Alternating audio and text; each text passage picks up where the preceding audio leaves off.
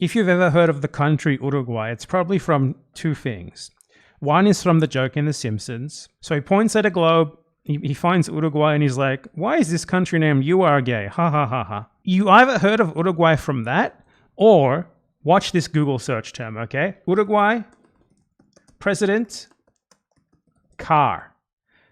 And Google immediately knows what I'm looking for. You type Uruguay president car, and that's what shows up, because so many articles have been written about this former Uruguayan president and his old cheap car. It's like, this former Uruguayan president drives a shitty old car. How amazing. And he received a $1 million offer for his car. Forget bulletproof limos. This is the most humble presidential car ever. If you know about Uruguay, it's for one of these two things. President, cheap car, and Simpsons joke. There is no exception allowed. Actually, no, that's wrong. There is one allowed exception. Luis Suarez, eat the ear.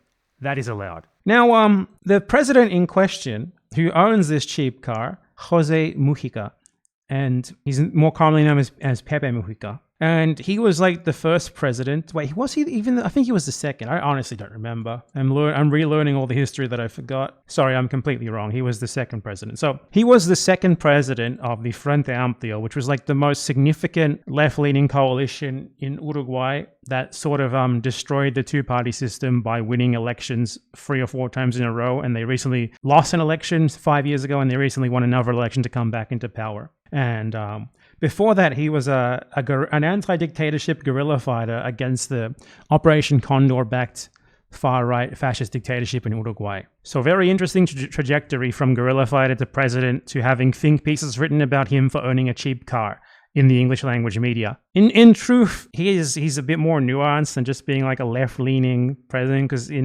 somehow he's the group that he represents, which was formed after the guerrilla group that he was a member of gave up their arms, which is the Movement Popular Participation, MPP they are called. They are like, in that coalition, they are probably like the least left-leaning group in the entire coalition, but also probably the most powerful because people like them because, you know, they had such a significant role of fighting the dictatorship. So when he was president, you know, he really was not anywhere near as left-leaning as he is framed in the international media. And though, you know, people still appreciate him because he still played an important role in making the country a lot better. And lately, he has kind of shamefully been lending his voice. While still a significant member of Frente Amplio, like the left-wing coalition, he's been lending his voice to very, very right-wing campaigns. Like, he supported the right-wing in voting no on a referendum to nullify the current and outgoing right-wing government's pension reform. And thanks in part to him doing that, it ended up passing. So the pension age is getting... they're being significantly more privatized, and the pension age is being raised by 5 years. And a big part of that is his party. Like, his party in the coalition. They're not the only part of the coalition. It's like 50 different parties, but his party is probably the most powerful. And in part, him lending his voice against what you would think someone like him and his party would want to vote for. You know, kind of, as the kids would say these days, very cringe. Nonetheless, he is very much appreciated in Uruguayan politics because, you know, he was still an important guy, and he was, you know, he has a lot of clout, a lot of respect in Uruguay and internationally as well, mostly because of his car, but in neighboring countries more because of what he actually did, more so than just his car like he is in the English-speaking world. You also might know him from a documentary that he was in where he like drove around in said car with Noam Chomsky.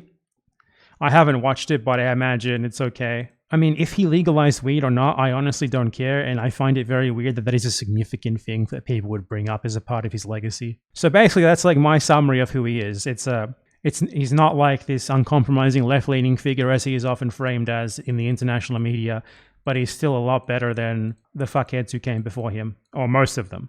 At least. And now, he unfortunately has inoperable cancer and is dying, and has just publicly announced in exactly those words that he's dying, and that he's retired from public life, because previously he would comment on absolutely everything. People would want to interview him all the time. You know, Noam Chomsky would fly to Uruguay to film documentaries with him. He was very busy. Now he's 89 years old, and he's kind of just... It's you know, he's at the end of the rope. In spite of him being a way more complicated figure than internationally what people think, is still sad. So basically, he just made a public announcement saying, his esophagus, I guess throat cancer, you would call it in English, has spread because he's old and he has 2 chronic illnesses. And there's no possible treatment for this. So he's just saying, I'm asking, please just leave me alone in peace. Don't ask me for any more interviews. It's over for me. I'm dying. And I just want to take a rest. So, I mean, yeah, kind of sad, but I guess worth informing people of, given that as far as I'm aware, this has not exactly been talked about in English. I mean, sort of understandably so. Uruguay is already not talked about in English, and, one of its former presidents dying, it's unsurprising that it wouldn't really be covered. Well, apparently it has been covered. It's been covered in The Guardian and ABC News, surprisingly at least. Oh, and this is syndicated from the Associated Press. I would assume from the Spanish language Associated Press and translated. So it has been covered. I'm wrong about that. Still, it's not exactly, front page news, it's not exactly headline news, so I might as well just say it and inform people that the car president man is reaching the end of the ropes. Surprisingly, right at the same time that noted left-wing terrorist Noam Chomsky is. No, legalizing weed is not important. They did not legalize weed in Uruguay. Weed law was already not enforced. If anything, they made it more enforced because you have to formally register for it. And if you're not formally registered, you can get arrested. Legal weed is not at all important, particularly not in Latin America, where it's already practically decriminalized in almost every single country. Regulating the weed business is much worse than decriminalizing it. It's not decriminalized, it's regulated. It's not the same thing. You operate outside of the confines of the regulations, you get arrested. It's not good. It's bad. You legally buy weed from a pharmacy, you share it with your friend, you get arrested. If that sounds good to you, then I'm sorry, you're a fucking idiot. Westerners focus on the dumbest crap, man. I need my weed, I need my gay marriage, don't give me healthcare. That's not a huge deal as those two. Give me my treats, that's all that matters. Give me my hamburger, my weed. I need to be drugged all the time to the point where I can't function and I self-diagnose myself with ADHD.